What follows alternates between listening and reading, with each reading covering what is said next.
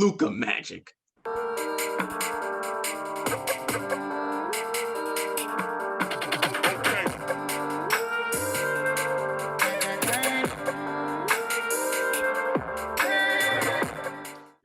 Welcome to the Mind of Basketball Podcast, also known as the M.O.B Podcast, episode 105. I'm Evan. And I'm Ja. This is our basketball podcast where we recap, break down, and analyze players and teams from the previous games from the previous day. Let's just skip the introduction straight into the games. First, starting off with the Memphis Grizzlies and the Dallas Mavericks. Wow, what a game and an even better finish. I guess let's skip to the finish, then work our way back. Yes. Luka Magic. Luka Doncic hitting the buzzer-beating three to beat the Grizzlies in a tremendous fashion. I mean, my goodness. Please just show us footage. Please. I mean, he hit a floater three.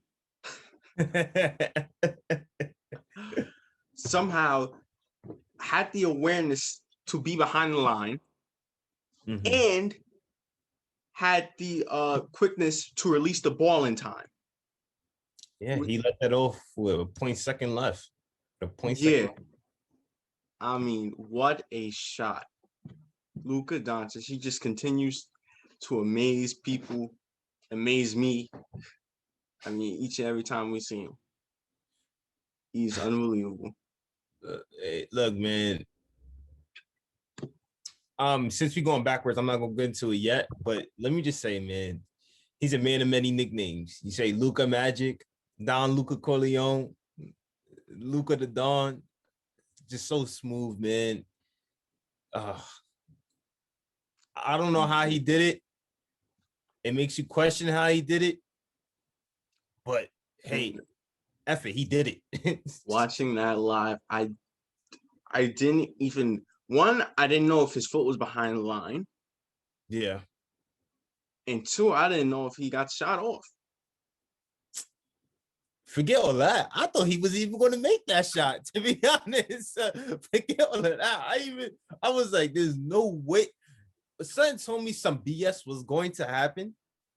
If you're a Grizzlies fan, it's BS. Yeah, I ain't expect it to be this now. I was like, I know some kind of BS is going to happen because as we've gone to allude to, Memphis did mess up. And I was just like, oh my God, I know. I see they gave them too much of an opportunity. Gave too much of an opportunity. There's enough time on the clock. And I was like, oh man.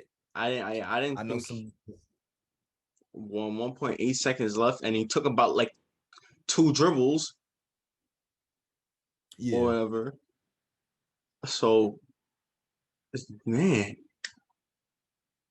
I mean, they double team him. He somehow got through the double team and then did the floater.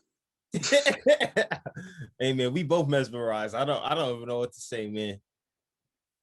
Yeah, I mean, Luka Doncic he's just amazing. He's just amazing.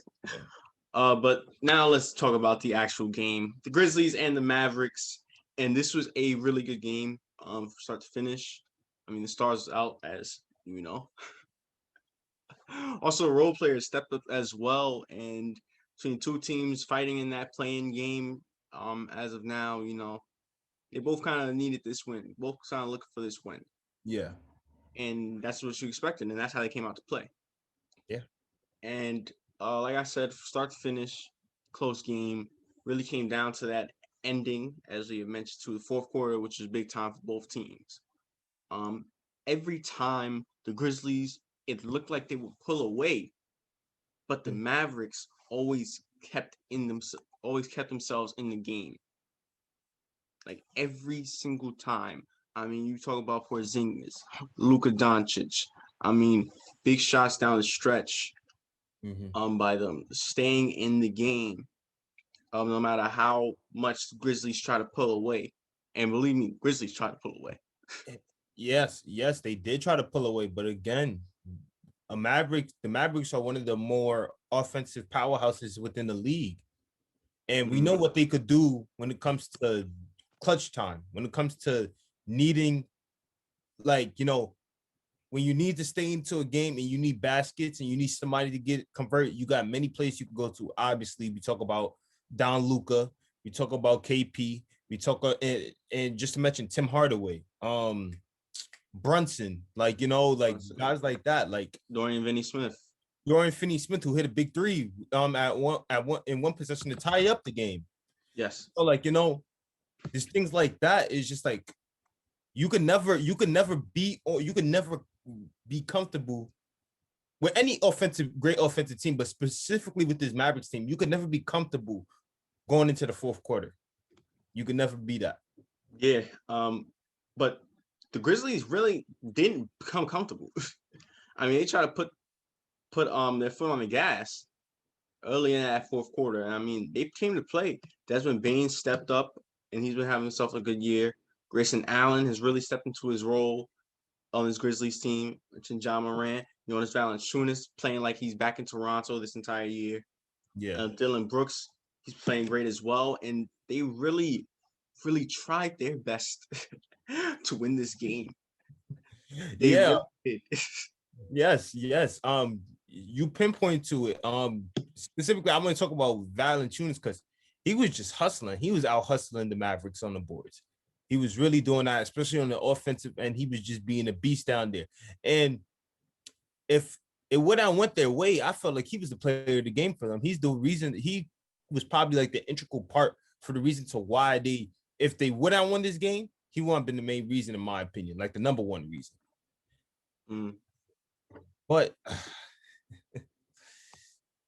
hey, man, should we get into these ending sequences? Yeah, I think we should get into the ending sequence at this point. After you go into it. So the Mavericks were down by 3. Yeah. Mavericks down by 3, and Luka draws a foul, tries to get to the and one, but misses it. Ends up going to the line, makes the first one, misses the second one. Mm-hmm. So the Grizzlies are up by 2. Grayson Allen gets it. They foul Grayson Allen. Grayson Allen, 91% free throw shooter, by the way.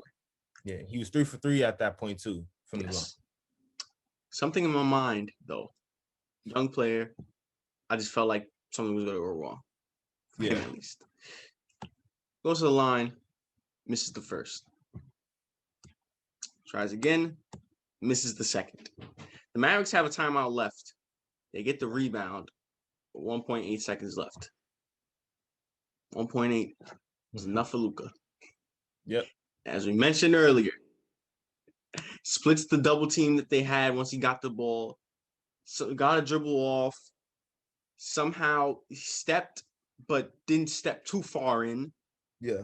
To it to be a 2-pointer, and released the ball just in the nick of time for it to be valid.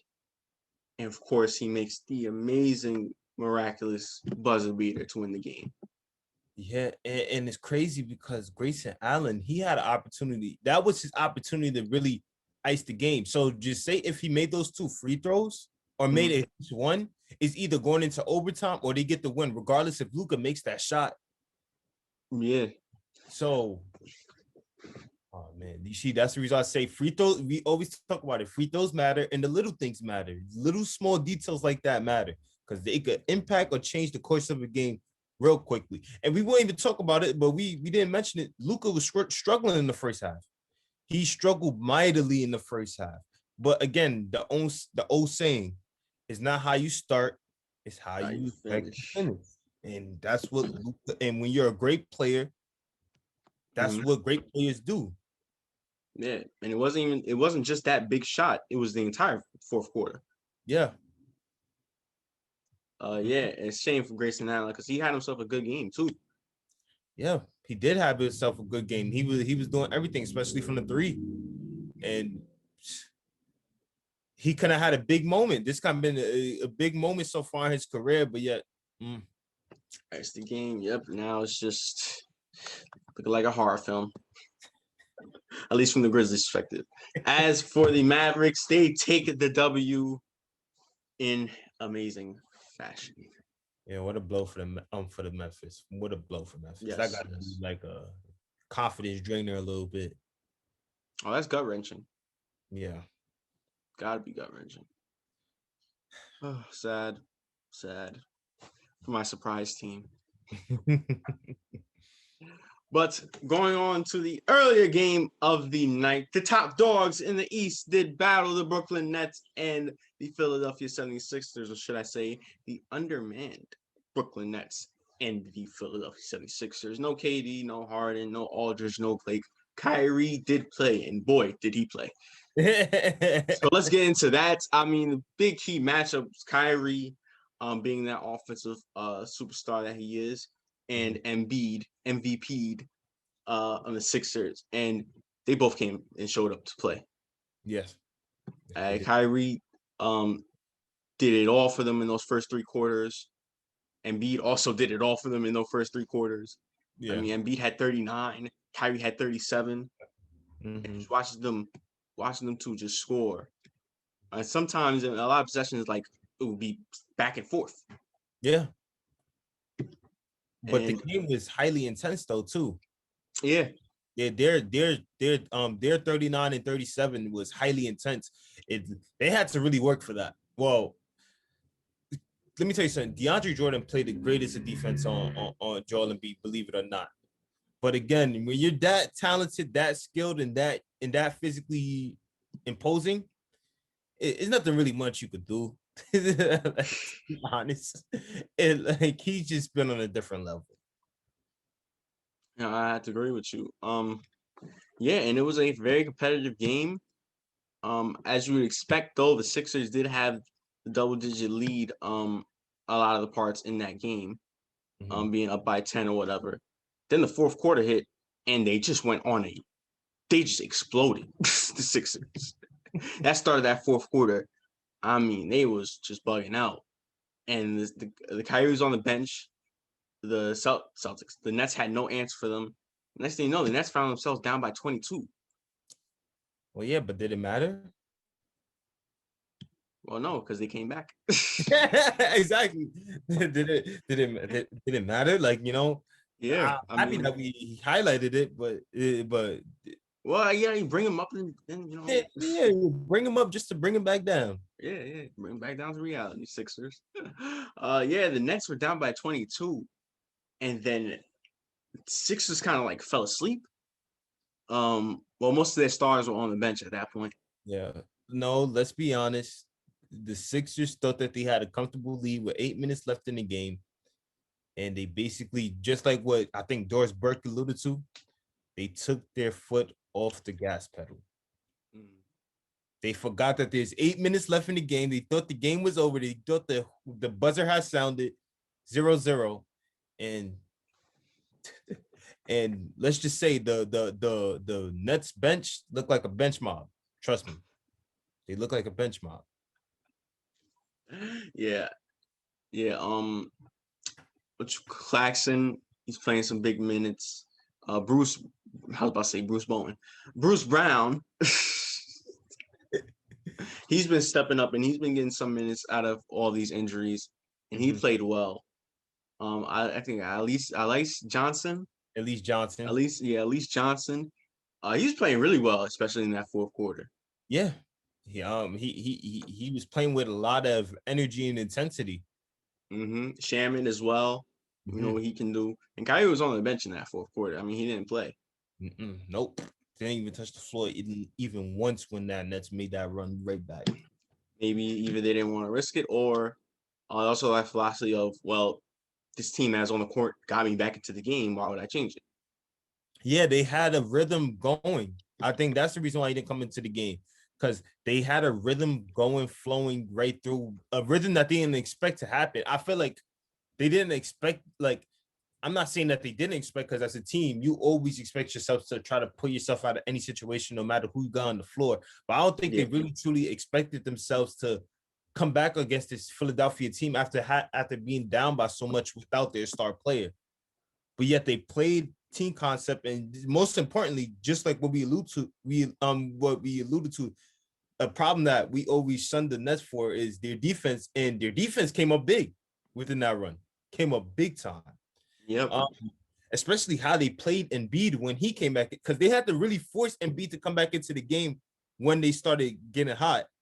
And the way they played Embiid, Claxton, and Johnson, with the double team, trapping him all the time, trying to get that ball out of his hands, or trying to create a turnover, was just amazing. Mm-hmm. Yeah. And that's why Embiid really didn't. I don't even think he scored in that fourth quarter. Not that I recall, no. Yeah. So yeah, their defense on Embiid late was very impressive. They found themselves after being down by 22. They were down by 4. Yeah. Yeah, but uh, this is really the role players, you know, and the bench players of this Nets team going up against the top dogs in the East. Yeah. So it can only last for so long. And that's what happened late in that fourth quarter. Sixers finally started to close it out. Drawing fouls, getting to the free throw line. Embiid kind of being distractions a lot. Simmons, even though he missed a free throw. Simmons, Harris. Harris had a really good game last night as well. Finished 26 on the night. And yeah, as a result, Sixers closed out the game, beat the undermanned Nets team. Should I say survived the undermanned Nets team? Yes, they did survive. Yeah. But all right, those are the 2 games, primetime games of the nights. And there were a few other games around the association. So anything that you would like to go over first? Anything that you would like to talk about? A game I like to talk about, the Bulls versus the Magic. Vucevic going against I'm playing. Vucevic going. Well, this is like a reunion for a couple of guys. You talk about Vucevic going against the Magic, Wendell Carter, Yes. Wendell Carter Jr. going against the Bulls for the first time since the trade and everything happened. And the Magic, surprisingly, they just had a lot of I don't think they had a true like system or whatsoever, but they were playing great basketball throughout 3 quarters. Throughout 3 quarters, they had a majority of the momentum, getting inside the paint, getting to their shots, finding their rhythm, making shots whenever they had the opportunity to. But they were just flowing so well offensively, and the Bulls. The only person who was really doing things for the Bulls throughout those 3 quarters was Vucevic himself. And LaVine. LaVine came up last minute. He came up in the 4th quarter, in which is expected, but he basically before that 4th quarter, he only had I think 9-10 points. It was mainly Vucevic keeping him in that game, and the Magic went up as most as I think 22. But then again, LaVine caught that spurt in the 4th, and it was him and Vucevic doing work, and they basically willed the Bulls right back into this game. Found themselves from down 22 to basically in single digits, which sounded like I believe down by 4 or 5. But yet, again, Wendell Carter in his reunion was able to help them ice this game with a lot of great clutch intensity down the stretch in the paint. Yeah, great win by this Magic team, but let's talk about it. What's going on in Chicago? They haven't been playing well ever since they got Vucevic. Yeah. I know they needed time to adjust, but they're losing games that they should be winning. They're getting blown out. They've been really struggling in the past month. Yes, they have. I don't know, man. I don't know. I know I said last episode, teams got to go through the stretch, but this is a bad time to go to a bad stretch. This is a really bad time, especially if you're Chicago, especially if you're any team that's in the 7 to 10 seed. Is not a good time to go on a bad stretch because you need those games. And I don't know what's going on with the Bulls. I don't know what it is. I don't know if they just need other players to step up more, because I feel like LaVine and Vucevic have been doing what they need to do for the team. They have been filling their role, doing what they're supposed to do as the stars of this team so well. I just think it's just the others now. I barely hear from Markkanen, even though he has had a couple of good games here and there, but I barely hear from him. I didn't hear from him this game. Valentine, Kobe White, all these guys, you got all these good individual talent. What's going on? Yeah. I hear you out. And right now, the Bulls not playing like a playoff game, let alone definitely not even a play-in game. They feel like the odd man out in the East. They- It's a shame. But still over a month left to go on the season. yeah, Well, just a little bit over a month left. They yeah. have time, but they would need to pick up the pace now. Yes, they do. All right. Other games. Another game I like to get into is the Raptors versus the Spurs. I don't really need to say really much. DeMar DeRozan always is going to get a warm welcome. Well, he's in Florida, so we can't even say that's a warm welcome. But Yeah, I'm like, about to say. but when it gets in, this was actually Toronto actually gained momentum in that second quarter. Mhm. They actually had advantage in that second quarter. They went up big, and then they had it. And then as the fourth quarter went down, the Spurs started to make start to change their tide. They start to play more better effort on both ends of the floor. And then you start to see it. As it came down to the closing moments, it looked like Toronto, because Toronto still was able to keep their lead comfortable enough, like in a situation in which they felt like they could take the win, but knowing the Spurs, they're not going out. No. And a big defensive play led to a DeJounte Murray three, a big three to give it from I believe 112 to 115. So they were really into it. They were really in it. But then Toronto gained possession. The Spurs tried their best to get a steal, but they weren't really able to get it. So as a result, they had to lead into fouling. I don't remember who they fouled. I just know they fouled someone, and whoever that was able to ice it at the free throw line. Yeah, you want to talk about struggling? Spurs, they've also been struggling. I mean, they were top 6 in the West just like 2 months ago. Yeah. Now they're 10th.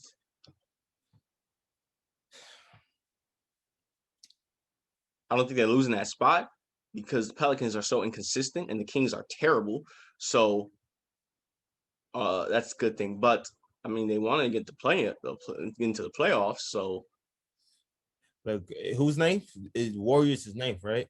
Warriors are ninth, but they are the same amount of games back.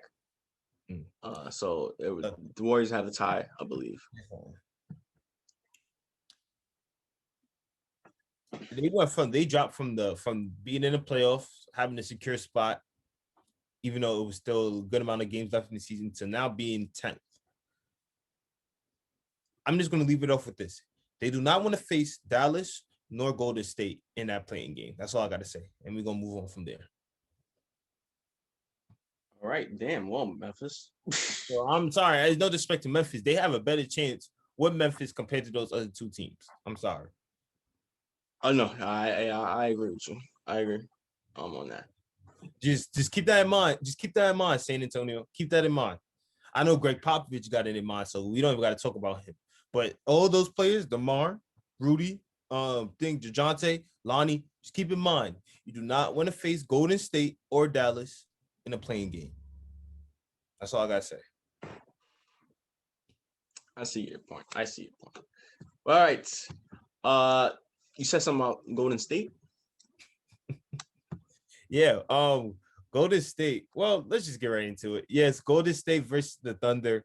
And man, if Stephen Curry didn't solidify the fact that he's the Warriors' all-time leading scorer last game, he most definitely once again had to show he solidified that spot this game. Jesus Christ, man. 42 points, 11 3-pointers. The man was just, I'm not gonna lie, he was playing the Thunder like a puppet master. He was just toying with them. And his what makes him so dangerous? Yes, off the dribble and off the ball movement and stuff like that. Oh man, his game was just like an art show, a mastery art form just being put on display. And as a result, the Warriors started playing with more energy and stuff, and you could see that midway through the second, they had a huge lead that just grew, and it didn't stop growing. It didn't stop growing, and I could end it right then and there. It was a blowout. It was an extreme blowout. Yep, an extreme blowout. Yeah, Mm-hmm. Curry is just spectacular.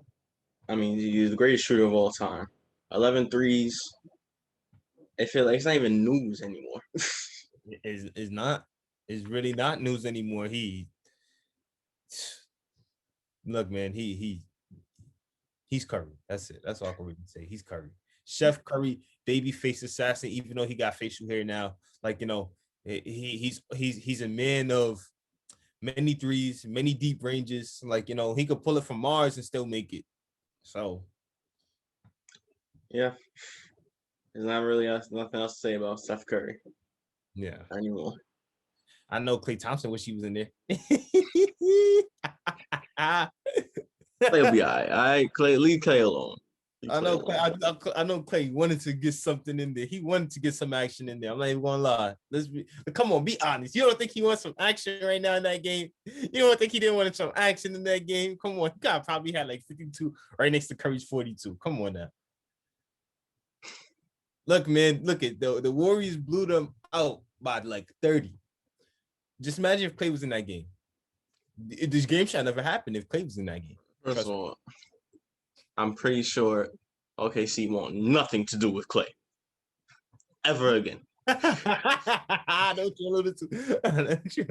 So just let's not talk about Clay and OKC. All right, just leave them be. I'm pretty sure OKC fans suffered enough. Yeah. All right. Well, the last game. The final game I'd like to get into. The Clippers versus the Pistons. No Paul George, no Kawhi. No problem. No problem at all, though. But yeah, well, not really. Problem. Not really. Let's not say that. Because Detroit came out to play. Detroit came out to play. No stars. They came out to play. You talk about what they were doing, just working in the mid-range and paint area. They was getting into the paint almost all the time, playing transition and trying to play great defense. You talking about Grant, Sadiq Bey, Josh Jackson, all those guys, they was all playing with a kind of rhythm to them in terms of trying to get inside and create something. And they basically had the advantage, surprisingly, for like parts of this game. But yet the Clippers being who they are, with their stars, without their stars, they're gonna still show their identity regardless. And that's what they did in that fourth quarter. Down by 11, they started somehow to come back. And as the closing moments came down to it, you saw Zubac get a big putback, and I believe he got fouled on. Then Terrence Mann got a big dunk, and then it was basically Reggie Jackson. Jackson. Also, by the way, with the clock winding down, ticking down, had an ISO right at the top of the key. Did a move and he was able to make a shot with 2 seconds left on the clock to basically give the Clippers the lead. Mm-hmm. The Pistons did a great possession play. Was able who also Killian Hayes, he had a good game. Was able to somebody who tipped it to him. I think it was Plumlee. Plumlee tipped it to him, and he had a wide open shot, but from 3. Threw it up, but wasn't able to convert it. And as a result, the Clippers was able to take the win 100-98. Yep, Clippers taking the win. Reggie Jackson. Also, this was Reggie Jackson's former team. First time going up against his former team. Yeah. So you tell this was a statement for him. Not only did he have that game winner, but he balled out there and throughout the entirety of that game. Finished with 29 on the night. So this was personal, a little bit personal for him, Yeah, he was playing he was playing more like he was coming off the bench in OKC. Yeah, he was nice in OKC.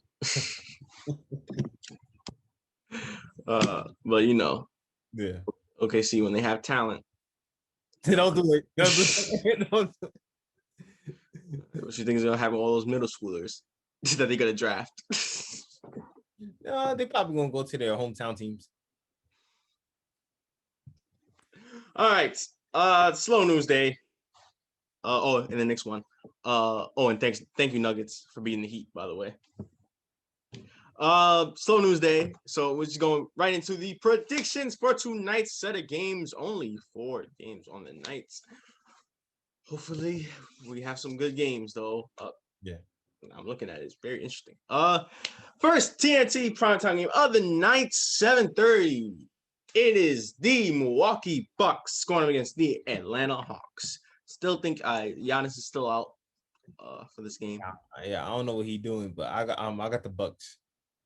Yep, still got the Bucks as well. See if the Hawks see what they're made of. Yeah, let's see what they made of in a situation like this. Next, the Warriors going up against the Cavs. This is a 2015 through 2018, though. So. Yeah, Skip, we already know the answer to that. You're right. Colin Sexton and the Cavs. The next primetime game of the night, TNT 10 o'clock. Hey, Colin. TNT 10 o'clock. It is the battle between the two most historic franchises in NBA history. You know what I'm talking about. But for those who don't know, the Boston Celtics going up against the Los Angeles Lakers. Wish the Lakers were healthy for this one, but I thought you were talking about the Buffalo Braves, but okay. I got the Celtics. I got the Celtics as well. Yeah, Buffalo Braves against the Minneapolis Lakers would have been different. And lastly, the Kings up against the Suns. All right. Yeah. I think it's time to wrap things up. Any final thoughts? Great games that we had broadcast live. You know what I mean? Okay, again, Luka Magic, Don Luka Corleone, Luka Don. Yeah. He's amazing. Legendary, man.